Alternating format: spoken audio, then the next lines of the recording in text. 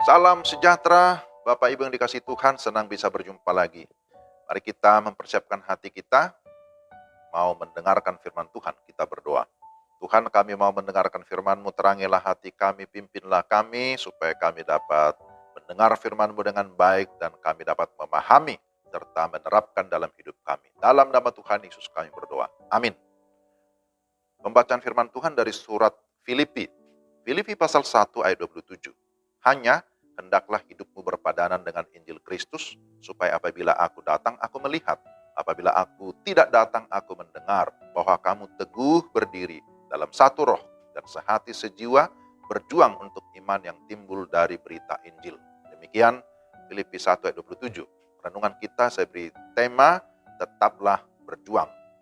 Ada kalimat bijak yang pernah dituliskan oleh Andar Ismail dalam bukunya, hidup ini adalah perjuangan, maka lakonilah. Benar bahwa kita sedang hidup dalam perjuangan ataupun perlombaan, disebut sebagai perlombaan iman. Rasul Paulus ketika menuliskan firman Tuhan ini sedang berada dalam sebuah perjuangan ataupun pergumulan. Ia sementara berada dalam penjara karena pemberitaan Injil. Namun yang menarik saudara-saudara, bahwa Paulus tetap bersukacita. Dalam Filipi 4 ayat 4, dia berkata, bersukacitalah senantiasa. Sekali lagi kukatakan, bersukacitalah. Apakah ini hanya kata-kata penghiburan bagi jemaat Filipi? Ternyata tidak. Kebenaran firman Tuhan mengajarkan kita bahwa sukacita ilahi, sukacita tidak dipengaruhi oleh situasi dan kondisi apapun di dunia ini. Oleh karena sukacita kita bersumber dari hubungan pribadi kita, relasi yang intim dengan Tuhan. Namun demikian, tentulah jemaat Filipi tetap bisa merasakan kecemasan, kekhawatiran dalam menjalani kehidupan sebagai orang percaya, apalagi pada saat itu pemimpin rohani mereka sedang berada di dalam penjara. Tetapi sungguh luar biasa bahwa dari balik penjara, Rasul Paulus justru memberikan semangat juang kepada jemaat Filipi. Ada beberapa hal nasihat atau pesan yang disampaikan Paulus. Pertama, tetaplah hidup berpadanan dengan Injil Kristus. Tetaplah hidup berpadanan dengan Injil Kristus. Ini adalah hal yang sangat mendasar, bahwa apapun pergumulan yang kita hadapi, tetaplah hidup berpadanan dengan Injil. Istilah berpadanan disebut dengan aksios. Lebih tepatnya aksios ini berarti layak. Hidup yang layak adalah hidup yang mencerminkan Injil. Hidup yang tidak lagi berfokus kepada diri sendiri, atau tidak lagi berfokus kepada pergumulan pribadi.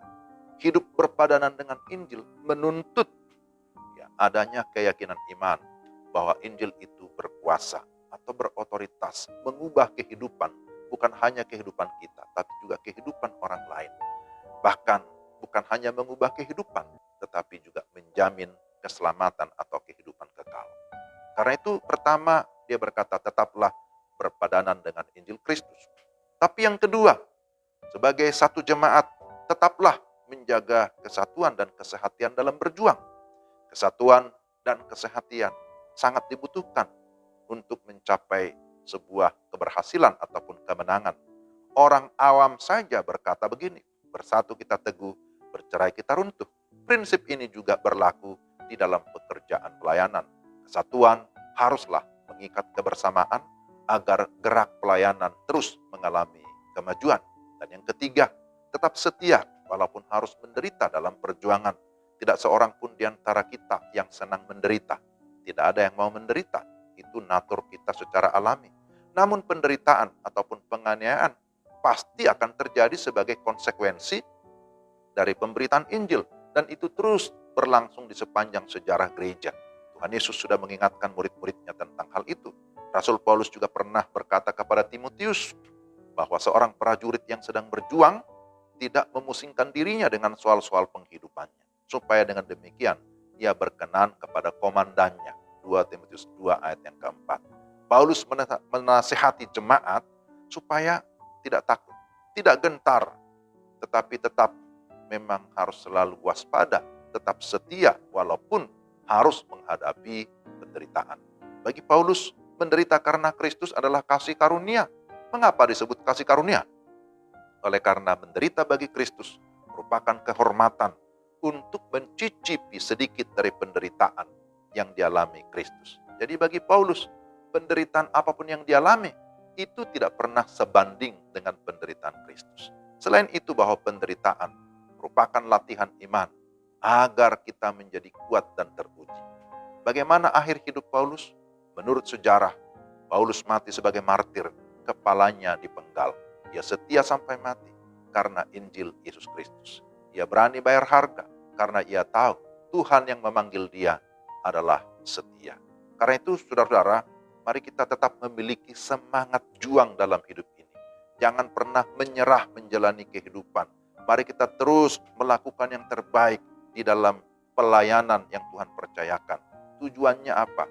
Apakah untuk kehormatan kita? Tidak. Semuanya harus soli Deo Gloria, untuk kemuliaan Tuhan. Karena memang Tuhan menciptakan kita, Tuhan menyelamatkan kita, Tuhan memakai kita menjadi alat di tangannya adalah untuk kemuliaan namanya. Mari kita berdoa. Tuhan, terima kasih Engkau memimpin kami sampai dengan saat ini. Tolonglah kami dalam menghadapi kehidupan yang sulit, kami tetap memiliki iman, memiliki semangat juang, sehingga kami boleh mengalami kemenangan. Terpujilah Engkau. Pimpin kami, tolong kami ya Roh Kudus, sehingga kami tetap teguh dalam menghadapi segala situasi di tengah-tengah dunia ini. Dalam nama Tuhan Yesus kami sudah memohon. Amin. Demikian renungan kita hari ini. Tuhan memberkati Bapak Ibu Saudara sekalian. Salam.